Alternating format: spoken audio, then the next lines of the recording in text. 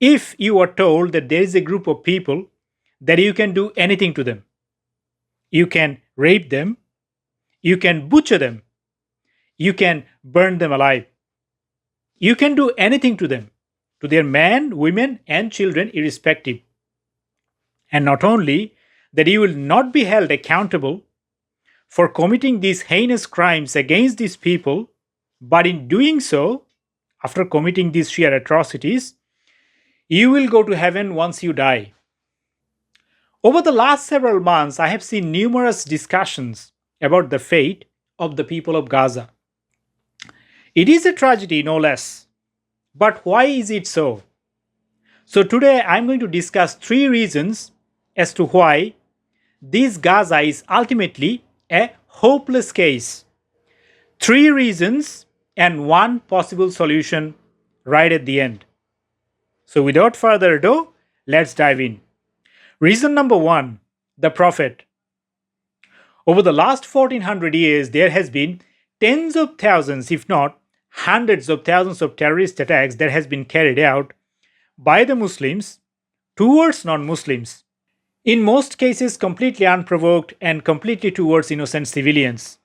And all of these things happened because of the teachings of a so-called prophet. When I was a child, I didn't know. Thanks to the Muslim scholars all around us lying about how peaceful and loving and kind their prophet was, while in reality, hiding from us the truth, the ugly truth of how sick and perverted and depraved and degenerate their so-called Prophet Muhammad really was, whom Muslims all around the world, including of course the people of Gaza, shamelessly claim to be the perfect human with highest moral example. So let me give you an example of this highest standard of morality. I want you to imagine a situation where all the men, including the boys who have recently grown pubic hair, are to be beheaded. And then their women and children, taken as slaves, are to be gang raped by their so-called holy warriors. And after gang raping them, in some cases of course, in front of their husbands and parents, if they are still alive, selling them as slaves, selling them as commodities, as prostitutes into the slave market. This is the highest moral example for all of humanity to emulate, according to the Muslims all around the world, including, of course, the people of Gaza. See, every death is a tragedy. What is going on in Gaza? It is a tragedy, no less. But in this context, if anybody asks you, should you feel sorry for the people of Gaza?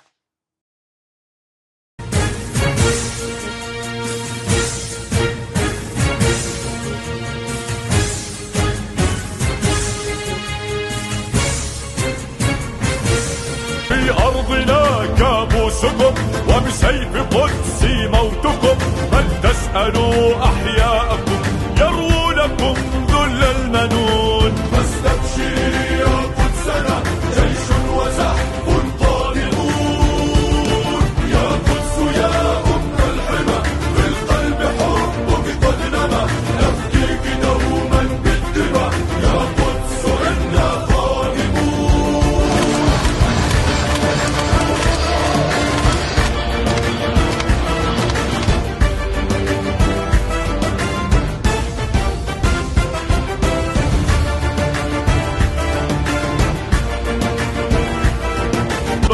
إنا حماة للعرين قادمون قادمون قادمون ظلت كتائب عزنا ظلت منامق جندنا فاستبشري يا قدسنا جيش وزحف طالعون يا قدس يا أم الحمى.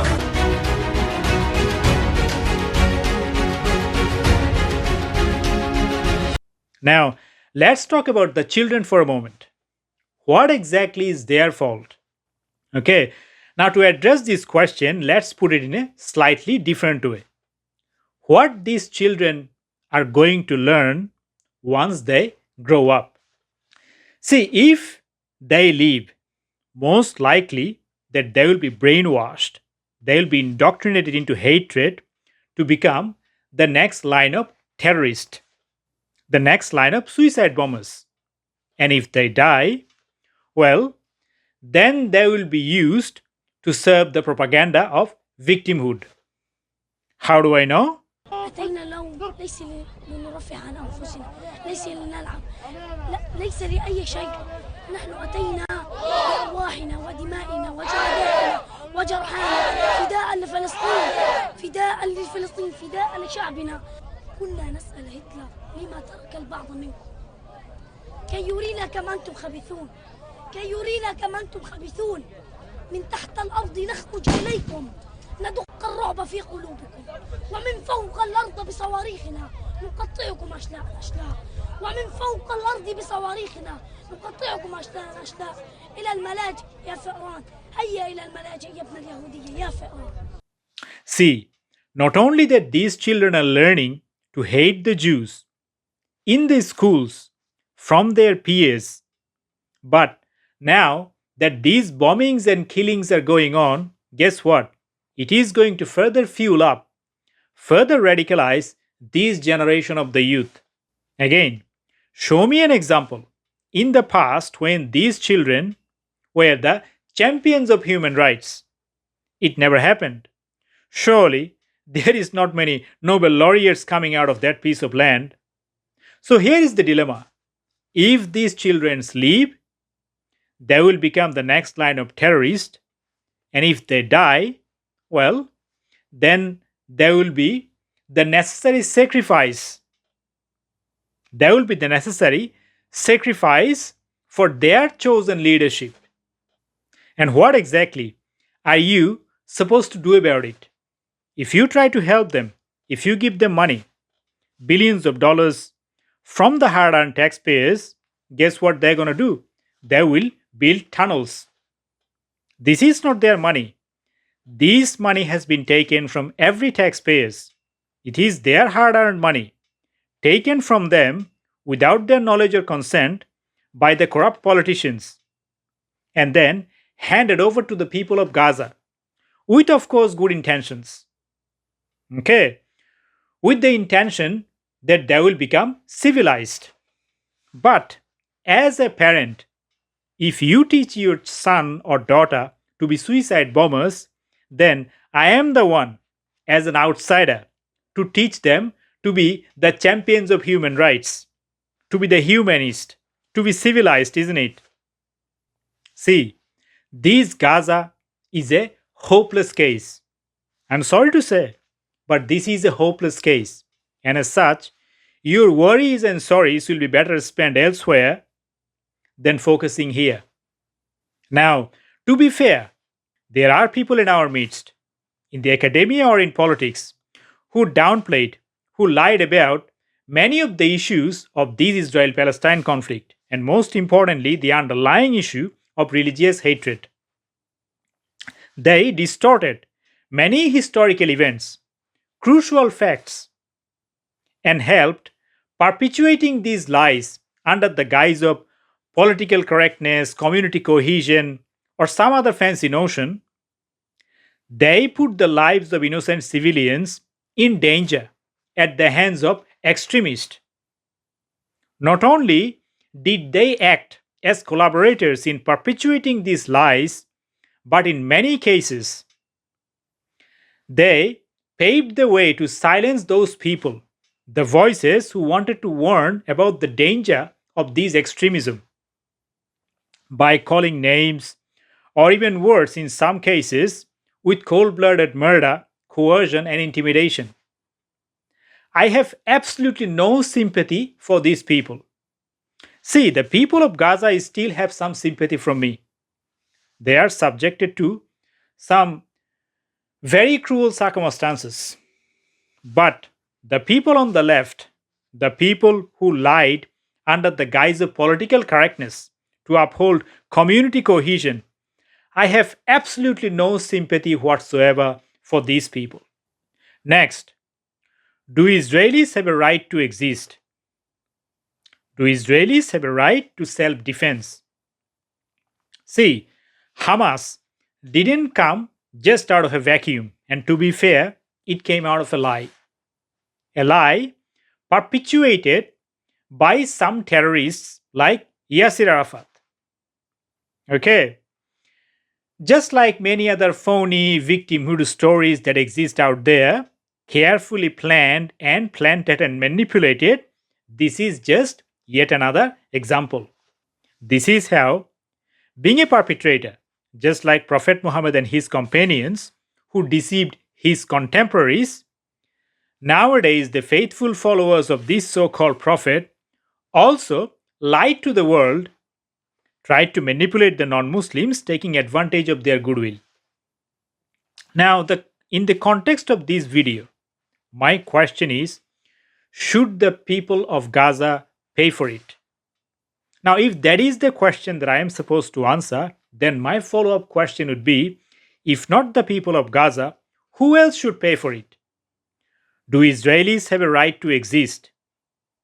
Should the people of Israel pay for the mistakes of a terrorist like Yasser Arafat and his lies? No land has been stolen from the Arabs. The idea of stolen land is just an Arab propaganda, is just a lie perpetuated by the Muslim world. The truth is, no one bothered to do anything about this land.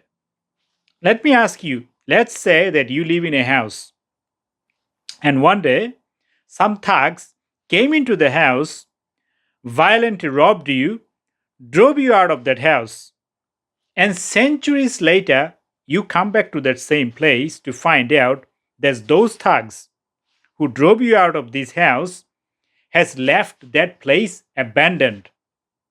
And finding this place abandoned for centuries, you decided to build a new home for yourself.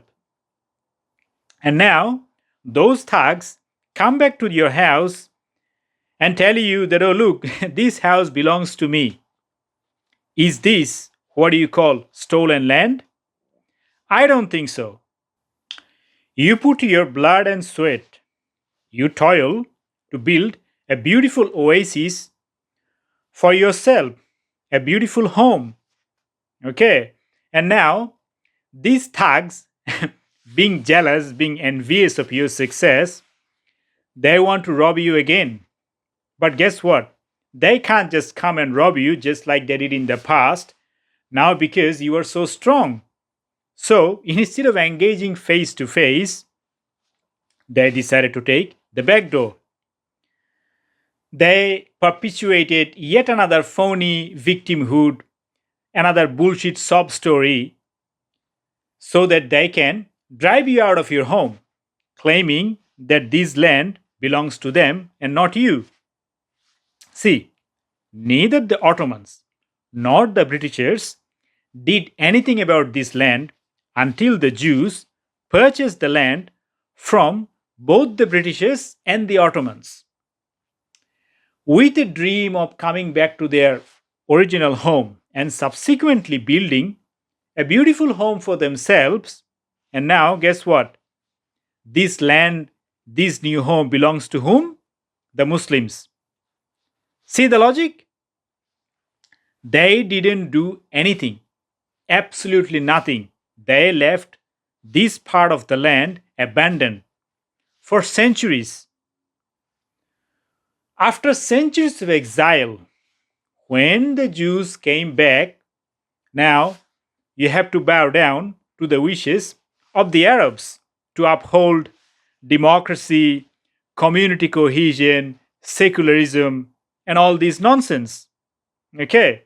See, this is not an example of good intention. When the Israelis withdrew from Gaza back in 2005, right? Not only they forcibly removed the people that were living there, like I'm talking about the people that are alive. Guess what? They even removed the dead ones. They dug up the graves. They removed even the bones. They left a whole infrastructure, different types of machineries, different types of plants, factories, and whatnot. Billions of dollars have been pumped in ever since from the taxpayers' money, hard earned money. Okay, again, through the hands of those corrupt politicians, of course, with a good intention. The intention was that these people will be civilized. But guess what? These are shameless thugs, barbarians. There is a reason as to why I am saying that these are shameless people. If they had an ounce of shame, they would have built a Singapore themselves. Guess what they did? With this infrastructure that was left behind, plus billions of dollars, they decided to build tunnels underground in schools, in hospitals, in mosques. Okay, how else should you view these people after all of these things? Food, water, electricity that was supplied by the Israelis wasn't enough. Okay, billions of dollars that doesn't belong to them, they have no rights to them, yet have been handed out to them with a good intention. That wasn't enough. What the rest of the world got in return? Israel is an apartheid, they are the occupiers, and of course, firing of the missile. Imagine that Iron Dome system doesn't work for a day. How many Jews would be murdered on that particular day?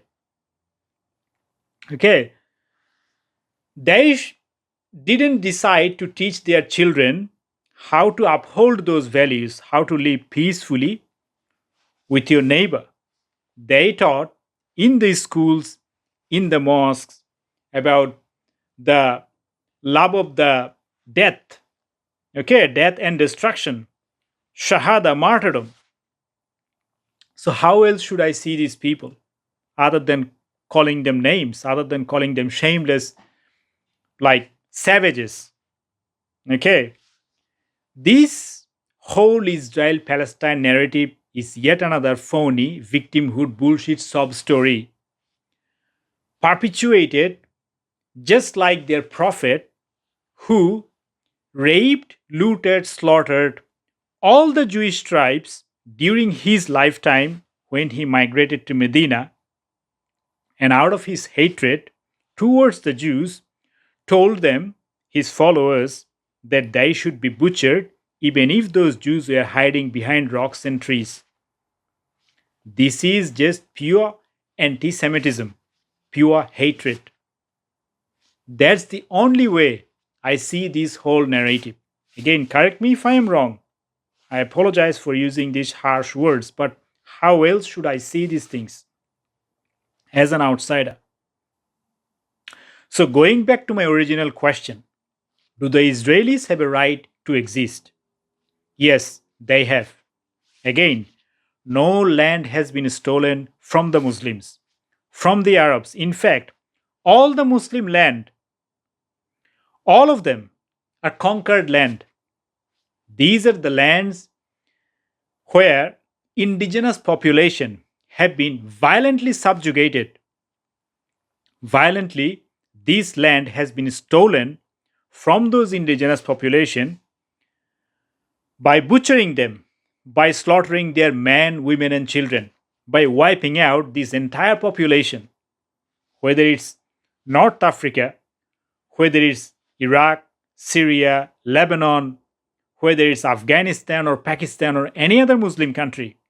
All of these countries are conquered land, conquered by the Muslim thugs with the sword, wanton massacre, genocide, rape, looting, all kinds of vices that has been perpetuated against these innocent indigenous people.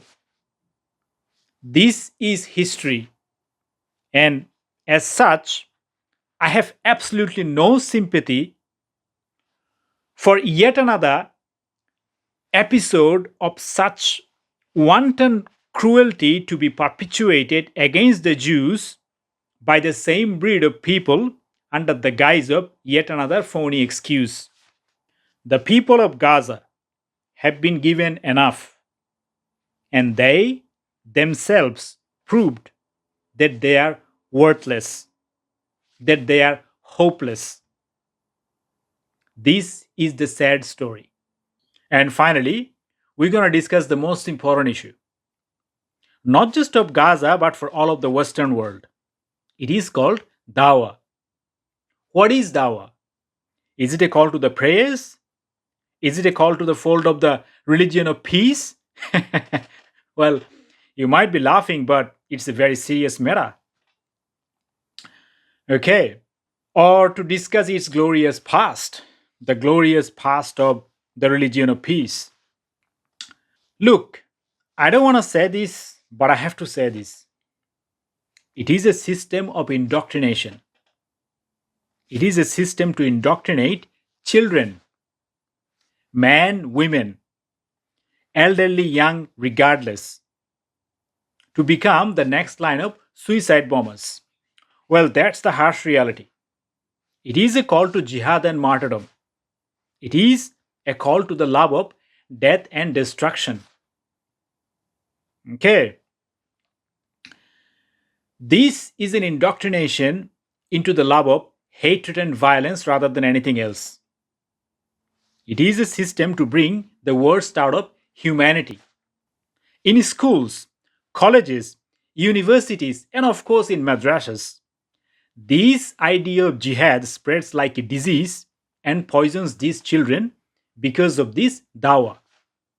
With billions pumped in from the hard earned taxpayers' money from all over the world, this dawah is the reason why tunnels are built underground, why weapon cache is built in schools, in mosques, in hospitals, in houses, under civilian infrastructure to fire missiles from under. There are tons of videos online for everyone to see what this dawah is doing to the generation of children, not just in Gaza but all over the world. What these kids are learning in the UK or in Australia or the United States. How this poison of childhood indoctrination into the disease of jihad, into the love of death and destruction, will create a more fractured and divided society in future the longer this is allowed. The question is, how are you going to deal with it? And at what cost? And who should pay for all of these things? Have you ever heard of the term called pay for slay? Well, probably you haven't, but you definitely should, because this is how your hard earned tax dollars are being paid to the family of the terrorists, who would go to kill the innocent Israelis or other civilians and get killed along the way by the IDF. Okay, your corrupt politicians, without your knowledge or the consent, will send this money to Fatah or other Palestinian Authority or some other corrupt organizations. And guess what they're going to do? They will manipulate your good intentions by showing the sufferings of the children and all these things. And then they will pay the family of the terrorists by encouraging them to create more of these suicide bombers and then sending these suicide bombers into the land of Israel to kill innocent civilians. And once they're going to get gunned down, then your tax dollars will be paid to feed the family of these terrorists. Okay, this is what is happening in the name of Dawah. This is the hardcore truth that no one wants to talk about. And guess what? Knowingly or unknowingly, you will also have the blood in your hand. Blood of these poor victims of these horrific terror atrocities. See, if a mother gives birth to a son or a daughter, hoping that one day this son or a daughter will be a bomb, growing up in the hateful indoctrination of Dawah, going into jihad, becoming a martyr, killing innocent civilian and so on. If this is what a mother values the most, if this is what a mother teaches her sons and daughters, Okay, then surely you and I, as an outsider, are enough to convince these mothers to uphold the values of human rights, isn't it? See, this is the most cynical view, the so called Wokeism that has permeated our society to a level of an unrecoverable disease. A disease, let's face it. You reap what you sow. Cause and effect. This is the ultimate law of nature. Who brought upon these death and destruction upon the people of Gaza? They themselves. Why nobody wants them? Every country that hosted them, that gave them shelter, they tried to overthrow the government. Everywhere, all the neighboring countries. It's no surprise that all those countries have abandoned them. Every single country has abandoned them because they teach their sons and daughters this hateful ideology of jihad so that someday this can be used as a propaganda and exploited by another generation. By generations after generations after generations, this hateful ideology can survive and cause death and destruction of the state of Israel. This is the ultimate reason. Not only they teach their sons and daughters to be suicide bombers, they encourage them. They give birth to these sons and daughters more and more so that they can die in jihad, in martyrdom, killing innocent civilians. This is their own making. And my fear is whether this can also bring down the death and destruction of these societies as well. Okay. See, the people of Gaza broadcasted this massacre themselves. They broadcasted it. The October 7th massacres, they broadcasted it. They celebrated this massacre. They themselves. They elected Hamas into the power about a decade ago. Again, no one else but they themselves did all of these things. The son calling the father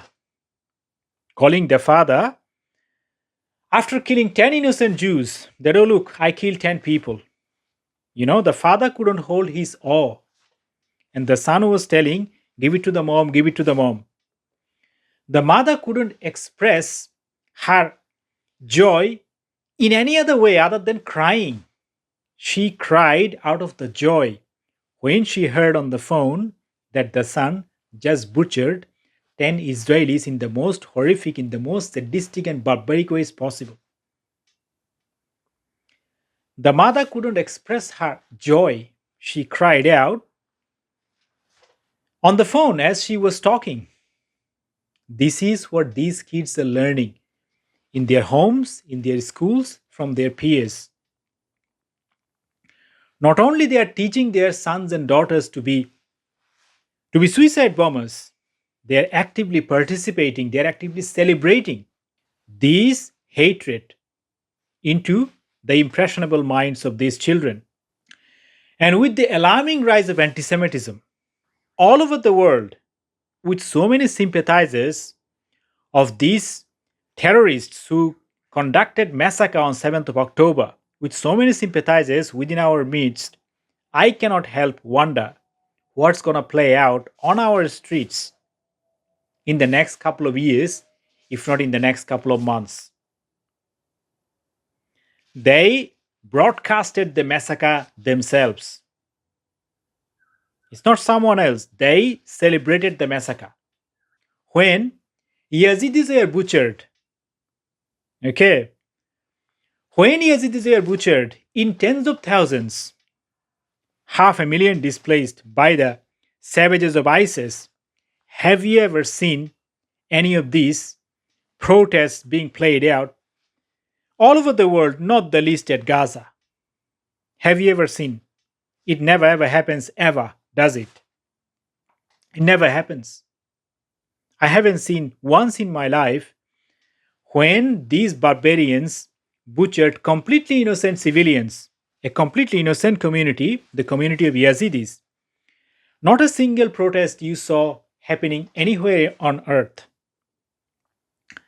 So, with so many terrorist sympathizers within our midst, I cannot help wonder what's going to happen next on our streets in the next couple of years, if not in the next couple of months. These people of Gaza, they elected Hamas themselves about a decade ago, and then Hamas did whatever they did. But they have been elected by the people of Gaza. So, where does Hamas come from? A vacuum? No, it comes from the hearts and minds of the people who support them. This is how Hamas is born. As we are getting all too familiar with these protests right now on our street, I can tell you only this, and this is not a very good news, understandably. There are a lot of protests, sympathizers of these terrorists who are organizing these protests living in your next door. And one day, God forbid, something might as well be broadcasted on our street, from our street, by these people. That's the sad news. Unfortunately, that's something you have to keep in mind. What do you think will happen on our streets in the next 5-10 years? What is your wildest guess? Just let me know so that I know for sure that I am deluded. So, as a citizen, I am alarmed.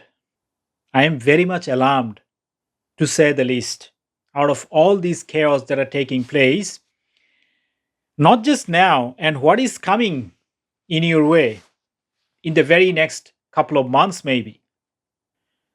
So, going back to the original point, that what else do you expect out of hatred, out of indoctrination into hatred? Okay, see, the hate must stop. That's the only solution in this mess. If this community learns to hate not just themselves, not just the people around the world, every single thing they touch, it becomes an entity of misery. Every single thing in the last several thousand years, 1400 years for sure, until these people learn to love themselves, this cycle of violence will continue. Have you ever seen a more cynical joke than this, that you expect everything and in return you give nothing?